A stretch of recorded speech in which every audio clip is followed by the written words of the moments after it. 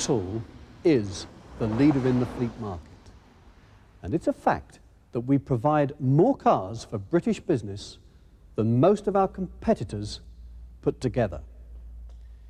We have a wider range of cars than any other car manufacturer, and a wider range of fleet services to back up those cars. So when Vauxhall makes changes to its #1 selling car, that's an important piece of news for fleet operators. And this is the new 1993 Vauxhall Cavalier.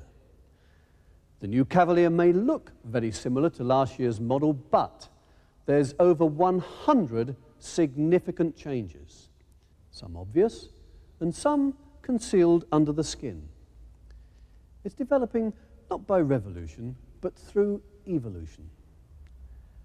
Cavalier is the UK's #1 fleet car, and that's largely because it's got the lowest whole life cost in its class and has great driver appeal.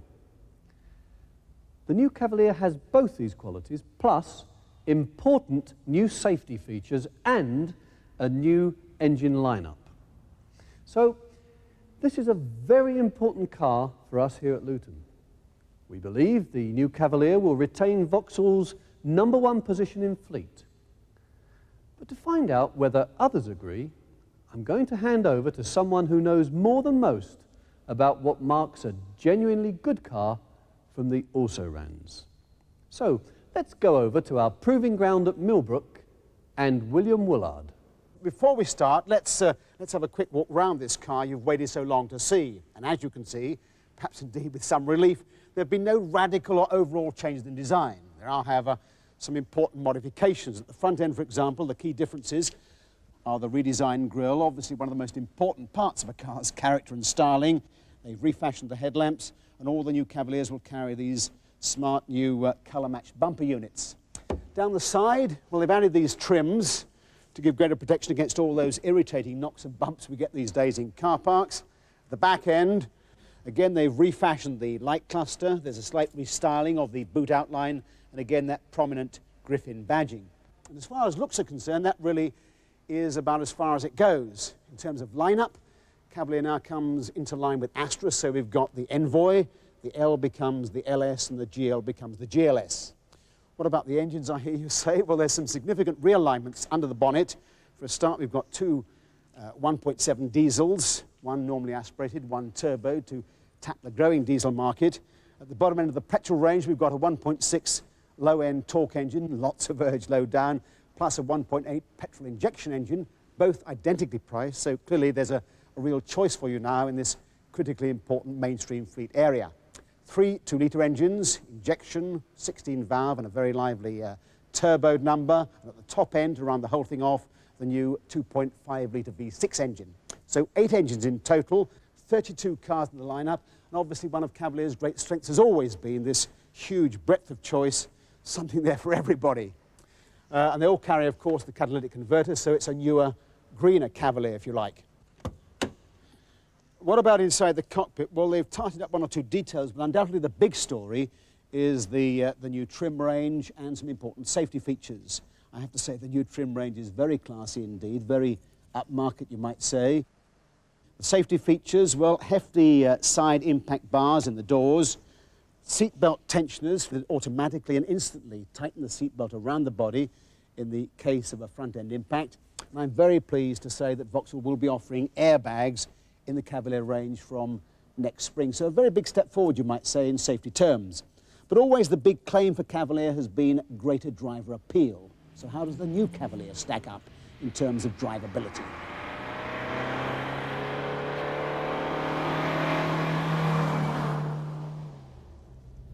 Well, let's kick off with a run on the hill climb to warm this engine up a bit. And I must say all this rain about adds to the flavour of the test.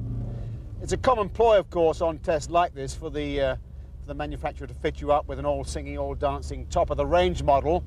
But I've deliberately chosen a mid-range car. What's more, a diesel at that. This is the 1.7 Turbo D. And if recent figures are anything to go by, this is certainly a car whose time has come in the fleet market.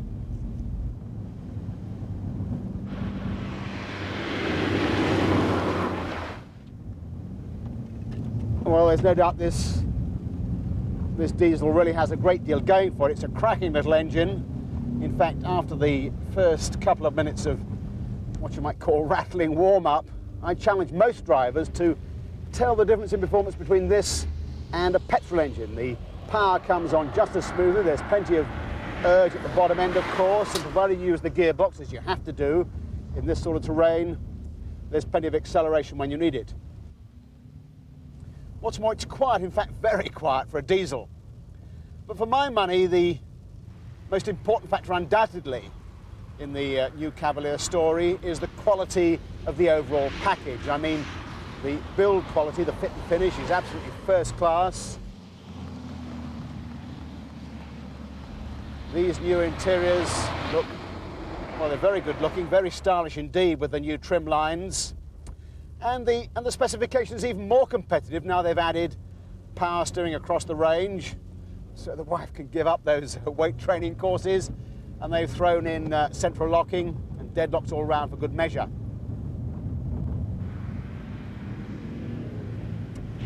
As for ride and drivability, well, I think this car is really just about viceless. I mean, apart from this road test, I've also had it on the motorways and down the country lanes, and it really does give you a smooth and comfortable ride. It's not, of course, a razzle-dazzle sports car, that's for sure. But it is a real pleasure to drive. We all know how important a factor that is. Well, I'm now in the 2-litre 4x4 turbo on the speedboat, as you can see. And that quality, of course, driver appeal, has always been something that has given the Cavalier the edge. It's been something that Vauxhall have tried very, very hard indeed to retain. And you can see it par excellence in this car. A very lively number indeed. Here we are doing well over 100 on the speedboat, and it's all absolutely effortless.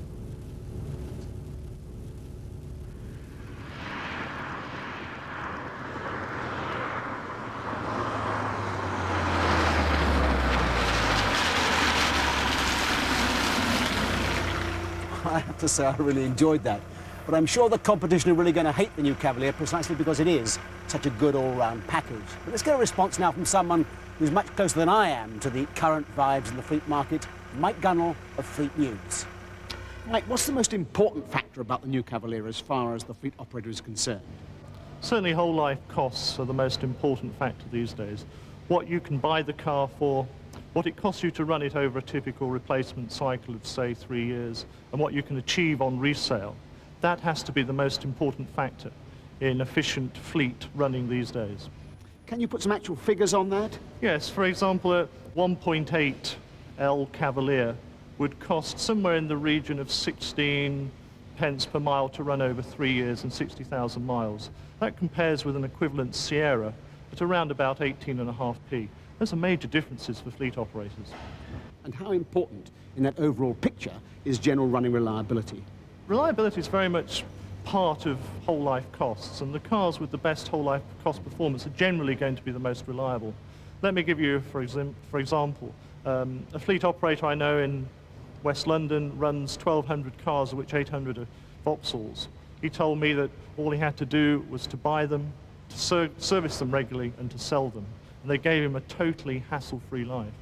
Every operator wants a hassle-free life. Mike, how important in your view is the engine lineup for the new Cavalier? Is it significant for the fleet operator or insignificant? I think there are some significant changes. I think the price realignment on the 1.8 and 1.6 engines will be of importance to some fleet operators. Whether the V6 or the 2-litre turbo are as important, I think, still remains to be seen. But where Vauxhall has scored, and I think will score in the future, is with its diesel lineup. In August, for example, fleets bought around 16,000 diesel cars. That's 100% more than they bought a year ago. And Vauxhall took a 12% share of that market, 300% better than they did in August 1991. I think a lot of fleet operators will be concentrating on those figures. Mike, thank you.